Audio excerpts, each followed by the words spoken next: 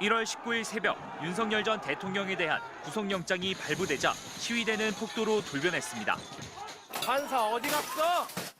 30분도 안 돼 경찰을 뚫고 법원에 난입했고 집기를 부수며 판사를 찾아다녔습니다.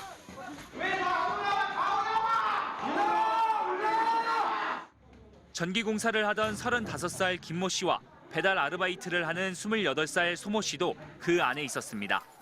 서부지법 폭동 넉 달 만에 법원은 이들에게 징역 1년 6개월과 징역 1년을 선고했습니다. 재판부는 사법부의 영장 발부 여부를 정치적 음모로 해석해 규정하고 즉각적인 응징과 보복을 해야 한다는 집착이 이뤄낸 범행이라며 범행의 결과는 참혹하다고 지적했습니다. 다만 우발적으로 범행한 점 등을 고려했다며 특히 공동이 아닌 단독 범행이라고 설명했습니다. 그러면서 이례적으로 선고가 피고인의 인생을 좌우하지 않는다. 남은 인생을 본인답게 살길 바란다는 소회를 남겼습니다. 서부지법 폭동으로 재판에 넘겨진 이들은 지금까지 모두 96명. 그나마 이들 2명은 곧장 혐의를 시인하고 재판부에 반성문을 제출했습니다. 일부는 여전히 다른 사람들이 뛰어가길래 함께 갔을 뿐이라거나 소화기가 분사돼 체류탄을 쏜 줄 알고 법원 안으로 피한 거라고 부인하고 있습니다. 유튜브로 생중계된 영상이 조작됐고 폭동의 책임은 경찰에 있다며 재판을 늦추는 일까지 계속되고 있습니다.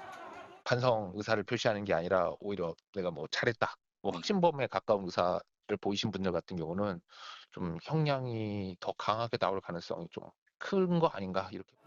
차례로 1심 선고가 예정된 가운데 검찰은 당시 폭동에 가담한 것으로 보이는 50명을 추가로 조사하고 있습니다.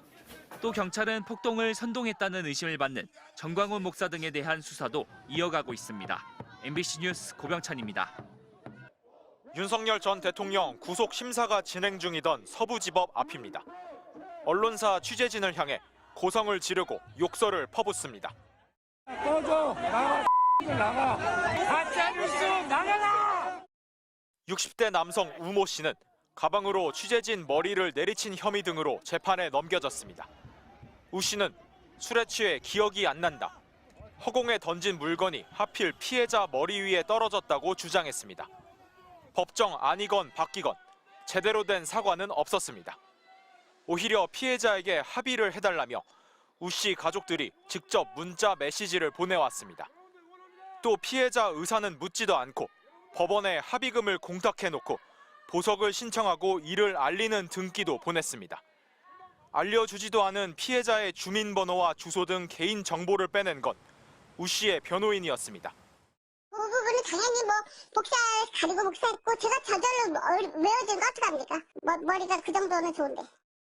의도를 가지고 확인했다고밖에 보이지 않고 그런 과정에서 피해자는 가해자한테 직접 사과를 받거나 용서를 할 수 있는 과정도 생략될 수밖에 없었고. 우 씨의 변호인은 부정선거를 주장하는 단체 소속으로 서부지법 폭동을 옹호해왔습니다. 서부지방법을 사태에 대해서 좀 다르게 보셔야 돼요. 법률가가 해석을 해보니까는 이게 국민 저항권으로 볼 수 있겠다. 서부지법 폭도들은 폭력 행위가 유튜브로 생중계됐는데도 영상 증거가 조작됐을 가능성을 주장해 재판은 한 달 넘게 제자리 걸음입니다. 재판이 지연되는 사이 극우 성향 인터넷 커뮤니티에선 피해자에게 부적절한 사진을 보내고 조롱하는 게시물을 보내는 등 2차 피해도 발생하고 있습니다. 서울 마포경찰서는 피해자를 모욕하는 게시글을 쓴 40여 명에 대해 고소장을 접수해 수사에 착수했습니다. MBC 뉴스 변은재입니다. 서울 서부지법 폭력 사태 가담자들을 태운 호송차가 들어서자 구호가 터져 나옵니다. 청년들 힘내라! 애국자들 힘내라!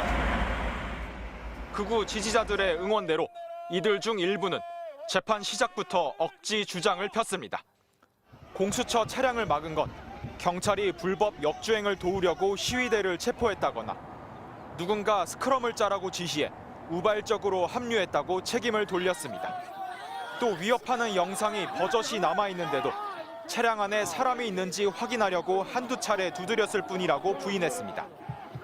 더 나아가 윤 대통령 구속 취소를 빌미삼아 불법을 저지른 공수처를 막은 건 공무집행 방해가 아니란 말도 나왔습니다. 법원이 대통령을 불법 체포하고 불법 구속하는 불법 행위를 자행한 것입니다.